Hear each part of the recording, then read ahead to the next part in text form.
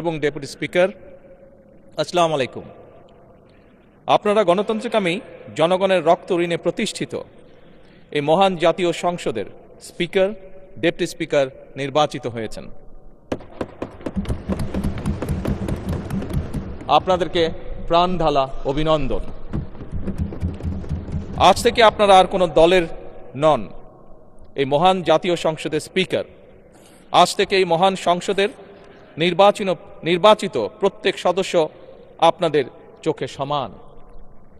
আপনারা এই সংসদের অভিভাবক। মাননীয় স্পিকার, গত ১.৫ দশকের বেশি সময় ধরে সকল গণতান্ত্রিক রাজনৈতিক অধিকার কেড়ে নিয়ে জনগণকে দুর্বল জনগোষ্ঠীতে পরিণত করা হয়েছিল।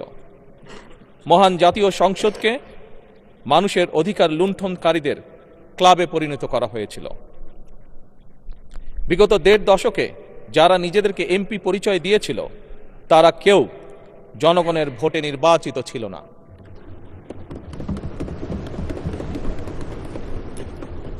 কিন্তু আজ এই সংসদে জনগণের সরাসরি ভোটে নির্বাচিত জনপ্রতিনিধিদের সংসদ। আজকের এই সংসদ বাংলাদেশের জনগণের সংসদ। আপনারা আজ এই মহান সংসদের অভিভাবকের দায়িত্ব গ্রহণ করেছেন। দেশের স্বাধীনতা প্রিয় গণতান্ত্রিকামী মানুষ এই সংসদের দিকে প্রত্যাশা নিয়ে তাকিয়ে রয়েছে। মাননীয় স্পিকার, দেশ এবং জনগণের স্বার্থে আমরা এই সংসদকে অর্থবহ করতে চাই। বিরোধিতার জন্য বিরোধিতা নয়, বরং শানিত যুক্তিতর্কের মাধ্যমে আমরা এই সংসদকে প্রাণবন্ত করে তুলতে চাই। এই ক্ষেত্রে আপনাদের ভূমিকা সর্বাধিক।